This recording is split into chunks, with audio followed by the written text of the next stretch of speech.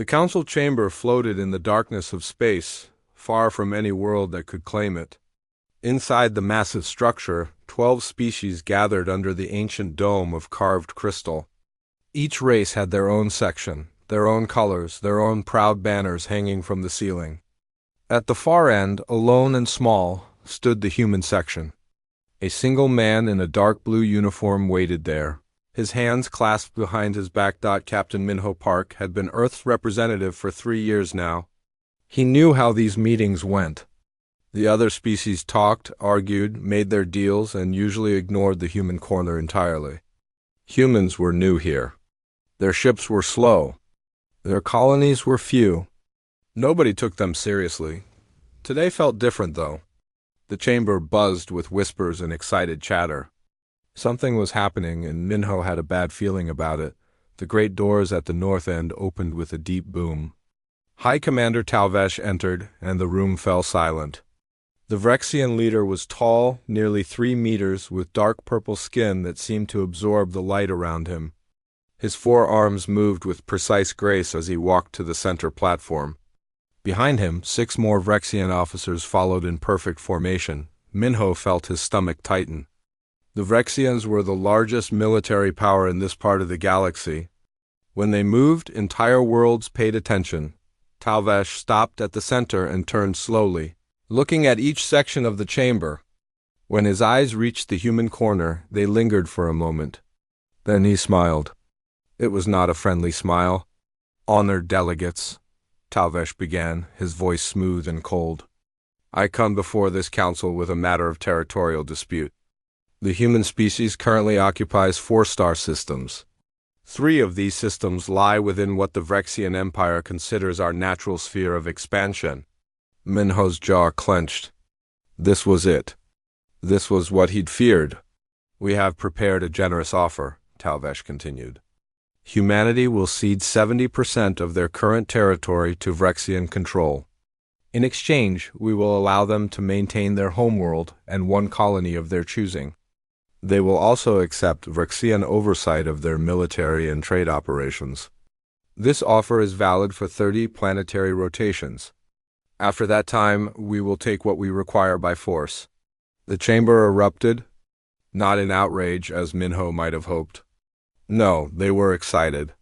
The Caltharian delegate actually clapped her thin hands together. The Draxan representative leaned forward, already calculating the profit from such a conflict. None of them saw this as wrong. They saw it as inevitable. Minho stepped forward to his speaking platform. His voice amplifier kicked in, making his words echo through the chamber. "The human delegation requests a recess to consult with Earth Command." Laughter.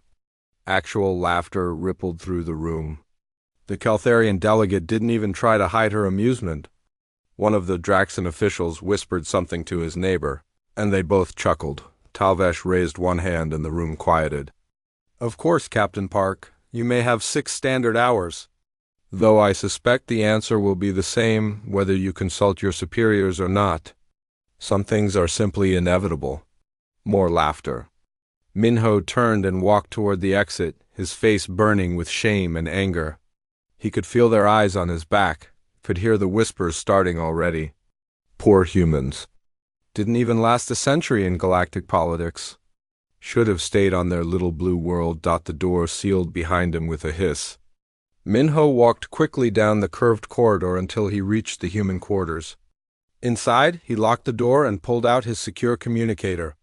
The quantum link established instantly. "Earth Command, this is Park. Priority Alpha." The response came in seconds. Admiral Summon's face appeared on the screen. She looked tired, but her eyes were sharp. "We've been monitoring the session, Minho. What's your assessment?"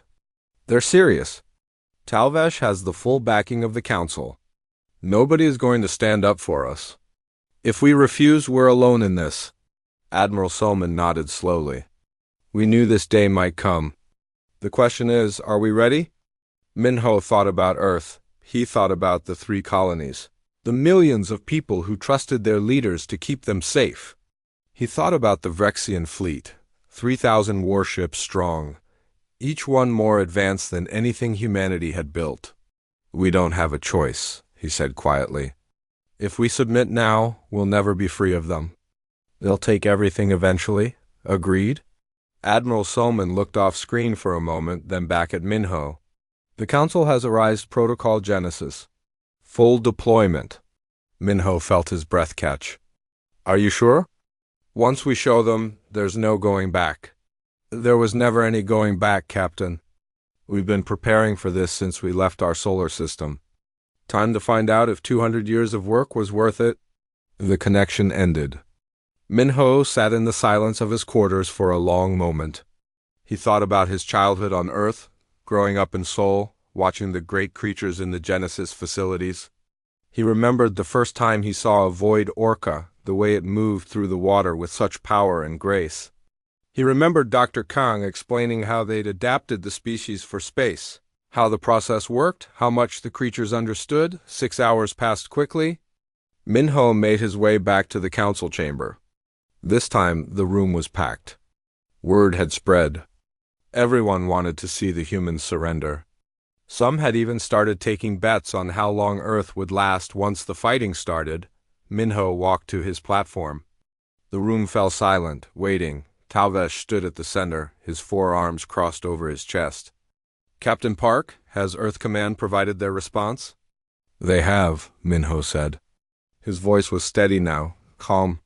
Humanity declines your offer. We will not surrender our territory. We will not submit to Vrexian oversight. You have 30 days to withdraw all military assets from our borders. After that, any Vrexian ship found in human space will be considered an act of war. For a moment, nobody moved. Nobody spoke. Then the chamber exploded with noise. Shouts, laughter, angry voices all mixing together. The Caltharian delegate was shaking her head in disbelief. The Draxan representatives were already leaving, probably to start shorting human trade stocks. Talvesh simply stared at Minho, his expression unreadable. Then he smiled again, that same cold smile from before. So be it, he said quietly, though his voice carried through the chamber. The Vrexian Empire accepts your declaration of war. May your gods have mercy on your species, Captain Park, because we will not. The council session ended. Delegates filed out, still talking, still laughing. Minho stood alone in the human section, watching them go. He pulled out his communicator one more time. Admiral Solman, it's done. They're coming. Good, came the reply. Let them come. It's time the galaxy learned what Earth really is. The Galactic Council chamber was in chaos. Every delegate had seen the battle footage from Titan Station. Some watched it over and over, unable to believe what they were seeing. Biological weapons, living creatures fighting in space. It should be impossible. Captain Minho Park stood at the human platform, waiting for the room to quiet down. The Caltharian delegate kept pointing at her datapad, shouting numbers at her aides. The Draxan representatives were arguing among themselves, their trading algorithms completely useless now. Everything had changed. Finally, the council speaker raised her staff and brought it down hard on the floor. The sharp crack echoed through the chamber. Slowly, the delegates fell silent and took their seats. Captain Park, the speaker began, her voice tight with barely controlled emotion. The council demands an explanation. What were those things we saw at Titan Station? Minho took a breath. This was the moment. 200 years of secrets about to be revealed to the galaxy. Those were Earth's defenders, he said simply. Enhanced creatures from our homeworld, adapted for void combat. We call them the Genesis Project. Enhanced how? The Caltharian delegate demanded. This level of bioengineering should be impossible. Our own scientists have been trying to create void-capable organisms for centuries. We've never succeeded. That's because you're not from a death world, Minho replied. The chamber went silent again. Earth holds a Category 12 rating on your own danger scale. Our planet has been trying to kill us since we first stood upright. Ice ages, supervolcanoes, asteroid impacts, diseases that could wipe out millions. We survived by adapting, by learning, by partnering with the other species on our world. He pulled up a holographic display. Images of Earth appeared, rotating slowly. Oceans, forests, mountains, deserts. 10,000 years ago, we domesticated wolves. We turned the apex predator into our companion, our helper, our friend. We did the same with horses, birds, cats, even insects. We learned that partnership was stronger than domination. When we reached space, we asked ourselves a question. Why build weapons when Earth already created the perfect hunters? More images appeared. Laboratories, breeding facilities, training grounds, and creatures, so many creatures. The Genesis project started 200 years ago, Minho continued. Dr. Kang was one of the founders, and she still leads the research today. The goal was simple. Take Earth's natural predators and give them the ability to survive in space. Not just survive, but thrive. The hologram showed the process. Genetic modification, cybernetic integration, selective breeding that compressed millions of years of evolution into just a few generations. We started small, enhanced dogs for station security, hawks with improved vision for reconnaissance. Then we got more ambitious. We asked, what if we could bring back extinct species? What if we could improve on nature's already perfect designs? The image changed to show an orca in a specialized suit. The delegates leaned forward, studying every detail. The void orcas are descended from Earth's killer whales. We didn't change their social structure or their intelligence. Orcas are already incredibly smart, already hunt in coordinated pods. We just gave them the tools to hunt in space instead of water. Bioengineered organs that manipulate gravity for propulsion. Electromagnetic pulse generators. Enhanced echolocation that works as sensor disruption. And the larger ones? The Draxan representative asked quietly. The ones that destroyed our warships? Megalodons? Minho said. They went extinct on Earth millions of years ago, but we had their genetic code. We brought them back and enhanced them for void combat. They can generate localized gravity wells to collapse shields. Their teeth can tear through any known armor. And like the orcas, they hunt in packs, sharing tactical data through neural links. The chamber was completely silent now. Every delegate was focused on the images, trying to understand what they were seeing. You judged us by our ships, Minho said, his voice harder now. You looked at our colonies and our technology and decided we were weak. You never asked about our homeworld. You never wondered how we survived on a planet that constantly tried to kill us. You made the mistake of thinking that because we're young in space, we're young as a species. He pulled up more images. Creatures the galaxy hadn't seen yet. Things that would give them nightmares. Humanity has been fighting for survival for hundreds of thousands of years. Every predator on Earth was our enemy. We hunted them, studied them, learned from them. And eventually we became partners with them. The orcas and megalodons you saw at Titan Station? That's just the beginning. The image showed enormous bears, each one wearing armor. Then wolves moving in perfect formation. Then something that looked like a giant lizard with terrible teeth. We have ground forces too, Minho said quietly. Titan bears that can tear through fortifications. Wolf packs with human-level intelligence. Komodo legions with bioweapon saliva that eats through any armor. We never showed them to you because we hoped we'd never need them. The Keltharian delegate stood, her hands shaking. You've been hiding this from the Council, concealing military assets. That's a violation of the membership protocols. We're not full members, Minho reminded her. We're observers. And we never concealed anything. You never asked. You assumed we were weak because you wanted to believe we were weak. That made you feel safe. Safe? The Draxan representative laughed bitterly. You've created an army of monsters. No, Minho said firmly. We created partners. Every creature in the Genesis project volunteered. Yes, volunteered. The orcas and megalodons are intelligent enough to make choices. They know what they're doing. They know why they're doing it. And they chose to defend humanity because we've spent centuries earning their trust and loyalty. On screen, footage played of handlers working with the creatures. Training sessions that looked more like play than military drills. Orcas jumping from water tanks while their human partners cheered. Megalodons being fed by smiling technicians. It didn't look like a weapons program, it looked like a family. Earth is different from your worlds, Minho continued. We evolved alongside hundreds of predator species. We learned to respect them, to work with them, to love them. The creatures defending our space stations aren't weapons. They're citizens, they're people, just not human people. The council speaker stood slowly. Captain Park, the council needs time to process this information. We request a 30-day recess to consult with our respective governments.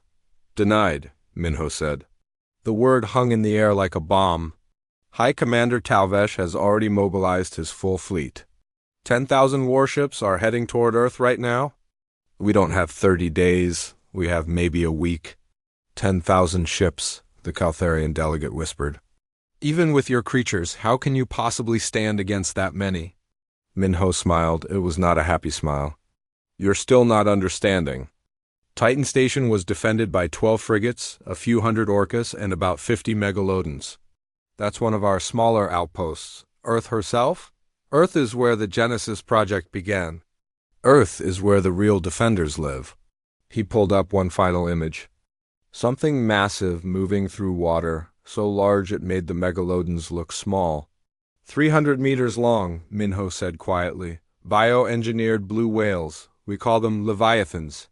They can generate gravity fields strong enough to deflect starship weapons. They can ram a battleship hard enough to split it in half. And we have more than a dozen of them defending Earth's oceans. The chamber had gone deathly quiet. Even the council speaker looked pale. You wanted to know what we've been hiding, Minho said. Now you know.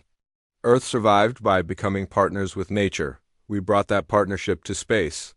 And if Talvesh wants to attack our homeworld, he's going to learn what happens when you declare war on an entire planet's worth of apex predators. He closed the holographic display and looked around the chamber. I recommend you all start preparing for a new galactic order, one where humanity isn't the weak newcomer, one where Earth's voice actually matters, because after Talvesh loses, his fleet, after the galaxy sees what we're really capable of, everything changes. Minho left the chamber without waiting for dismissal. Behind him, the delegates sat in shocked silence. Some were afraid. Some were amazed. All of them understood that the galaxy had just become a much more dangerous place, but not for Earth. For Earth's enemies. Captain Minho Park walked down the corridor, already planning the defense of his homeworld. The Vrexians were coming with everything they had. Good, let them come. Let them see what a death world could really do when it fought back. Let them learn why you never, ever declared war on Earth. The largest military fleet in galactic history entered the Sol system like a swarm of metal locusts. 10,000 warships organized into perfect formations, moving with the confidence of certain victory.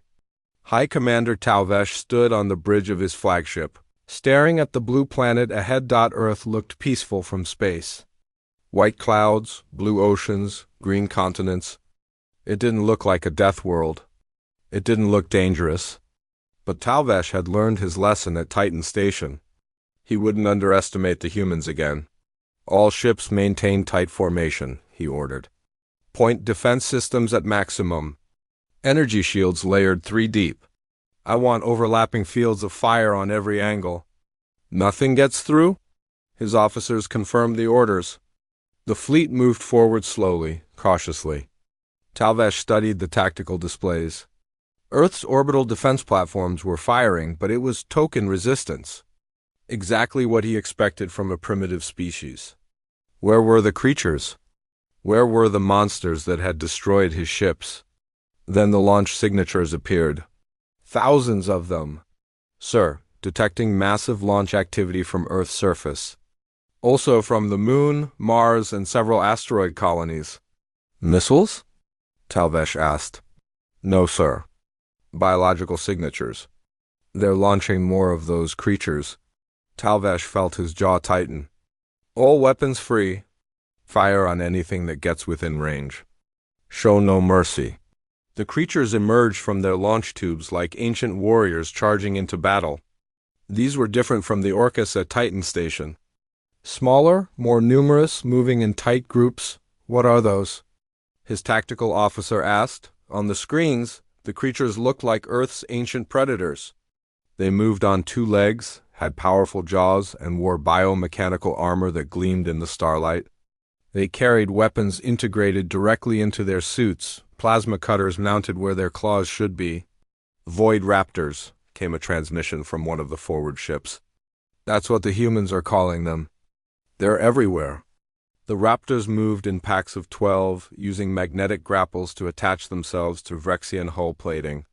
Once attached, they started cutting through with their plasma claws. The organic tissue had been enhanced to generate heat exceeding 5,000 degrees. Ship armor melted under their assault. "Deploy fighters," Talvesh ordered. "Get those things off our ships?" Thousands of Vrexian fighters launched, but they faced a new problem. More creatures were emerging from Earth's atmosphere. These ones were massive, with wingspans exceeding 40 meters. They looked like ancient eagles, but scaled up and armored. And they carried riders. Human pilots sat in specialized harnesses on the eagles' backs. Their nervous systems linked directly to the birds through neural interfaces. The pilots could see through the eagles' enhanced eyes, could feel the wind currents through their feathers, could direct them with just a thought. The Void Eagles tore into the Vrexian fighter formations with terrible efficiency. Their talons, reinforced with the same materials as the raptor claws, could shred fighter wings with a single strike. The human pilots used integrated weapons, picking off targets while their eagle partners handled the flying. Commander Deho Lee coordinated the defense from Armstrong Station above the moon. His tactical displays showed the battle in real time. Thousands of individual engagements happening simultaneously. The Raptors were breaching hull sections. The Void Orcas from Titan had arrived to disrupt formations. And now something else was emerging from Earth's oceans. "Sir, detecting new launches from the Pacific. Coming straight up through the atmospheric exit tubes." Deho knew what was coming. He'd seen them during training exercises, watched them breach from the water in displays of raw power. But seeing them in combat was different. Enhanced great whites could transition between atmosphere and void using specialized organs that either recycled air or functioned in vacuum. They were smaller than the megalodons, only about 8 meters long, but they were faster and more maneuverable. And there were hundreds of them. They slammed into Vrexian ships attempting planetary bombardment, their enhanced electromagnetic organs disrupting shields while their ramming attacks cracked hull plating. They worked in coordination with the Orcas, hunting together like they'd been doing it for centuries instead of years. Talvesh watched his fleet being torn apart by animals. Animals, the shame of it burned worse than any weapon. He brought 10,000 ships, the pride of the Vrexian Empire, and they were losing to creatures that shouldn't even be able to breathe in space. "All forward units, prepare for suicide run," he ordered. His officers stared at him in shock. 300 ships will sacrifice themselves to create a breach. Once we're through the defense line, the superweapons will have clear shots for orbital bombardment. We'll burn their planet to ash. The order went out. 300 captains received their death sentences and accepted them without question. For the Empire. For honor.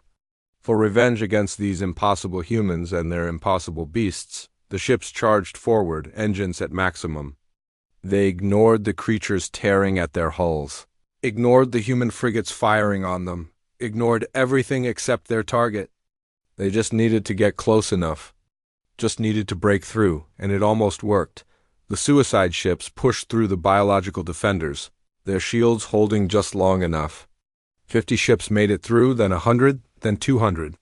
Earth's orbital defenses tried to stop them, but there were too many.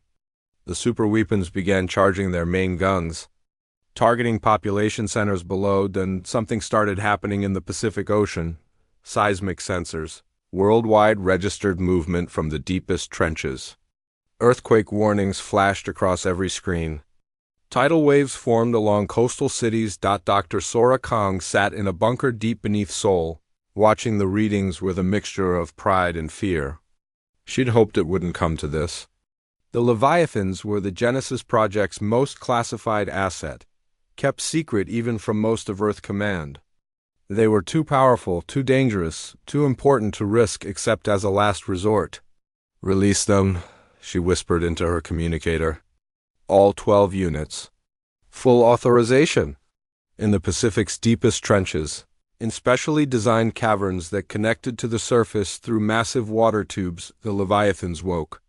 They'd been sleeping, conserving energy, waiting for the moment when Earth truly needed them. That moment had arrived. They rose through the water like underwater mountains coming to life. Each one was over 300 meters long, genetically engineered blue whales enhanced beyond anything nature had created. Their bio-armor plating could withstand direct hits from capital ship weapons.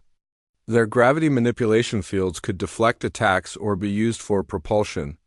And their sheer mass, backed by incredible speed, turned them into living battering rams. The first Leviathan broke through the ocean surface and kept rising.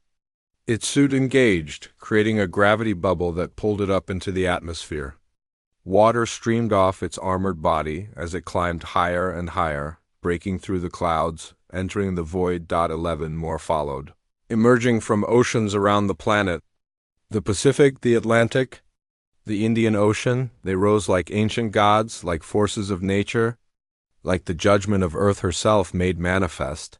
The Vrexian crews saw them coming and didn't know what they were seeing. Their sensors showed biological signatures, but the size readings couldn't be right. Nothing living could be that large. Nothing alive could generate gravity fields that strong. The first Leviathan hit a Vrexian battleship at full speed. The impact shattered the ship's shields like glass. The Leviathan's armored head punched through the hull, through multiple decks, through the reactor core.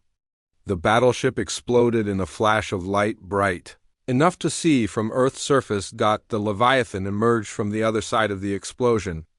Barely slowing down, all around the battlefield, similar scenes played out. The Leviathans moved through the Vrexian fleet like they were swimming through water. Their gravity fields deflected weapons fire. Their ramming attacks split capital ships in half. And they were completely unstoppable. The suicide run evaporated in less than 6 minutes. 300 ships, destroyed or disabled. The superweapons never got their shots off. The orbital bombardment never happened. Talvesh stood on his bridge, watching his fleet die around him. He'd started the day with 10,000 ships. Now barely 3,000 remained combat-capable. The rest were burning wrecks, disabled hulls, or expanding clouds of debris. All ships, full retreat, he said quietly. His voice sounded dead, hollow. Get us out of this system? His communications officer looked up, tears running down his face. Sir, we're receiving a transmission from Earth. It's for you specifically. Captain Minho Park appeared on the main screen. Behind him, through a viewport, Earth rotated peacefully. Beautiful and deadly, exactly like the creatures defending it. High Commander Talvesh, we're prepared to accept your surrender. Cease all hostilities immediately. Withdraw your remaining forces from human space. You have 1 hour to comply. Talvesh wanted to refuse. Wanted to order his ships to fight to the last. But he looked at the tactical displays, at the creatures still hunting through his fleet, at the massive Leviathans circling like sharks around wounded prey. He thought about the 3,000 ships he had left, the families waiting for crews that would never come home. Not cruel. Earth remembers the difference. Similar negotiations played out in dozens of rooms. Ambassador Yunohuang handled communications with Earth's allies, the 5 species who had opposed or abstained from the restriction vote. Their terms were generous, almost favorable. Increased trade, technology sharing, mutual defense pacts. Earth rewarded loyalty, and those species would emerge from this chaos stronger than before, but not everyone was willing to negotiate. High Arbiter Quellash attempted to contact Earth's government directly, demanding immediate talks to restore the council structure. President Beek's response was delivered by simple text message. The council had its chance. Earth deals with nations now, not committees. The political implications rippled across the galaxy. For 200 years, the council had been the ultimate authority. Now it was revealed as powerless, unable to enforce its decisions or protect its members. Individual species began to realize they needed Earth more than Earth needed them. On the Draknari homeworld, Chancellor Vexler faced growing internal pressure. His pride had led them into this disaster, and his people were starting to understand the cost. Defense Minister Taiwan stood before an emergency session of the Drachnary High Command, presenting analyses that grew bleaker with each slide. "Our fleet is obsolete," Taiwan said bluntly. "Not outdated by years, but by generations. While we rested on our reputation, Earth built weapons we cannot counter. Their quantum displacement drives make position meaningless. Their AI systems would hack our networks in seconds. Their singularity weapons could destroy our homeworld before we could mount a defense." "Impossible," Vexler insisted. "They are primitive. We have seen their technology. Crude mechanical systems, no elegance, no sophistication." "That is what they wanted us to see," Taiwan replied. "That is what we arrogantly believed because it confirmed our superiority." "We were wrong, Chancellor. Catastrophically wrong." Other voices joined the criticism. Economic ministers reported that the Drachnary economy was already contracting. Without access to key hyperlanes, their trade empire was crumbling. Food prices had tripled in days. Unemployment was spiking as interstellar businesses collapsed. "We must negotiate," one advisor urged. "Accept Earth's terms, whatever they are?" "Never." Vexler's scales darkened with rage. "I will not bow to those animals. I will not let them dictate terms to the Drachnary Empire. We have allies. We will form a coalition. We will force Earth back into submission through military action." He sent urgent messages to the Salcor Confederacy, the Vorn Assembly, and the Krell Federation. 3 species who shared his view of human inferiority. 3 species with large fleets and proud military traditions. Within days, they responded positively. A coalition was forming. Captain Bora Song watched the coalition forces gather from the bridge of the Retribution. Intelligence had predicted this response. Some species would rather fight than admit they were wrong. She activated her communication system. "Admiral Doyon, coalition forces are assembling at Sector 7. 4 species, approximately 800 ships total.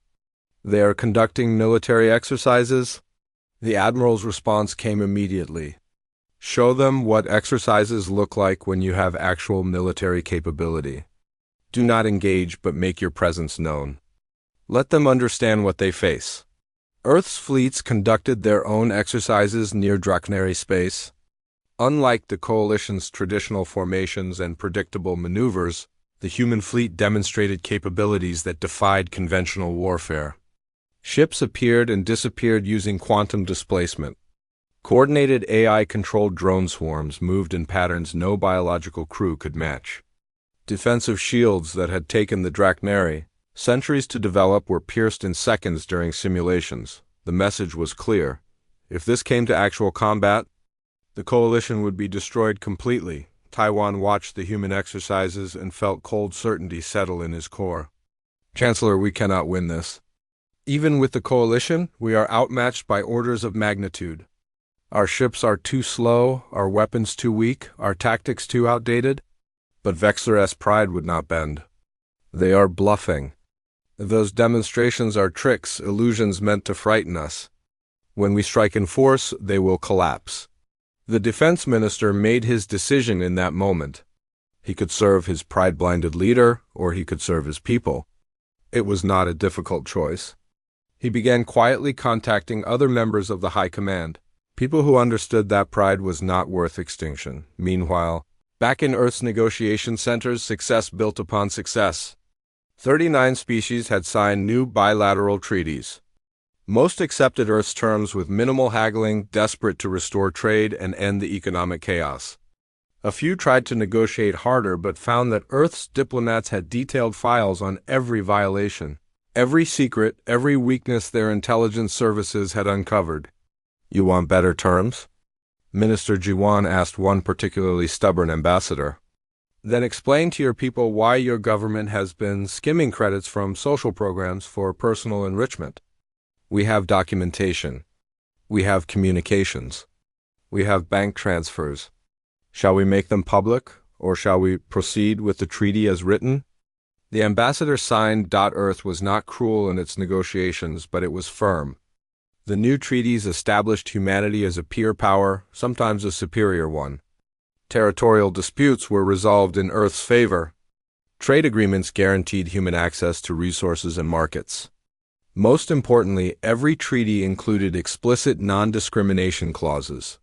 No species could ever again treat humanity as inferior without violating binding agreements, but the Draknari situation remained unresolved. Vexter's coalition continued to build, his rhetoric becoming more aggressive. He called Earth's actions illegal, their military buildup an act of war, their treaties coerced and therefore invalid. He promised that the coalition would restore proper order. President Beek reviewed the situation from Geneva, watching as diplomatic solutions narrowed. "The Draknari Chancellor will not bend," she said to her advisors. "His pride is absolute." "Then we must break it," Admiral Doyon replied. "Not through war, but through demonstration so overwhelming that continued resistance becomes obviously suicidal." "And if he still refuses?" Heian asked quietly. "Then his own people will remove him," Minji said with certainty.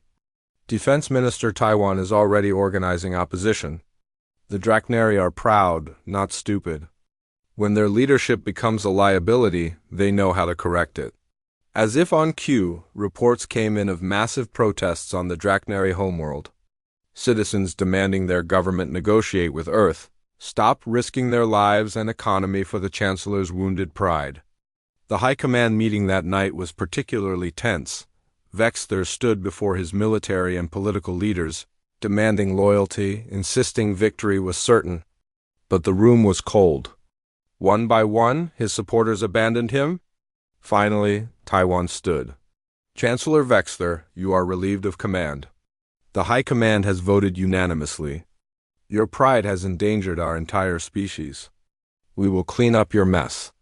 The former Chancellor's roar of outrage changed nothing. He was escorted out, his era ended.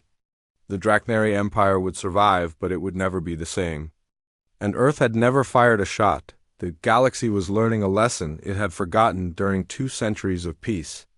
Power was not about age or history or biological superiority. Power was about capability, Will. And the wisdom to know when you were beaten. 6 months after the Council incident, the galaxy had been reshaped. The old Council chamber stood empty now, a monument to an era that had ended with laughter and insults. In its place, a new structure had been built on neutral ground, designed with input from dozens of species but reflecting principles that humanity had insisted upon. Equal representation, merit-based influence, and absolute respect for all members regardless of age or biology. President Soman Beek stood at the podium in this new chamber, preparing to deliver her address to the reformed Galactic Assembly. Every species that had signed bilateral treaties with Earth had been invited. 39 species had sent representatives, and another 4 were negotiating for entry. Only a handful of holdouts remained outside the new order, and even they were reconsidering. The chamber was packed. Representatives sat in identical seating, no hierarchy in the arrangement, though everyone knew that some voices carried more weight than others now. Earth's voice, backed by demonstrated power and economic leverage, carried the most weight of all. So Min looked out at the assembled beings and remembered that day, 6 months ago, when Jiho Park had walked out of this very building in humiliation. How quickly things changed when truth replaced comfortable lies. 6 months ago, she began. Her words translated into hundreds of languages simultaneously. Humanity stood before the old council and was told we were barely sentient apes. We were laughed at. Our rights were restricted. Our contributions were dismissed. Many of you participated in that mockery, either through active support or silent acceptance. The chamber was absolutely quiet. Several representatives looked uncomfortable, but none interrupted. "We could have responded with anger," Soman continued. "We could have sought revenge. We could have used our military superiority to punish those who humiliated us. But that is not who humanity is." We responded with truth. "We showed you the reality." Years later, a young alien diplomat asked their mentor, a veteran who had witnessed the transformation, "What happened? Why did the old council fall? Why does everyone treat Earth with such caution?" The mentor was quiet for a long moment, remembering laughter in the council chamber, remembering the shock when fleets appeared across the galaxy, remembering the reshaping of civilization itself. Humanity taught us a lesson, the mentor finally said. They taught us that assumptions are dangerous, that mockery has consequences, and that patience should never be mistaken for weakness. They taught us to respect those who seem different because difference does not mean inferiority. Most importantly, they taught us that when you push someone too far, you may discover they were holding back all along. And when humans stop holding back, galaxies change. The young diplomat nodded thoughtfully. So we respect them because we fear them. No, the mentor corrected gently. We respect them because they earned it. The fear came first, yes. But respect came after when we saw that they used power wisely, that they built rather than destroyed, that they remembered mercy even when they had every reason for revenge. Fear fades. Respect, once truly earned, endures. In the new assembly chamber, Earth's flag flew alongside 42 others. Equal in size, equal in placement, but everyone knew that some equalities were more equal than others. And humanity, the species once dismissed as barely sentient apes, had claimed their place not through age or biology, but through capability, wisdom, and the patience to wait for the exact right moment to show the galaxy who they truly were. The lesson had been taught. The galaxy had learned. And Earth stood watch, ensuring that the lesson would never need to be repeated.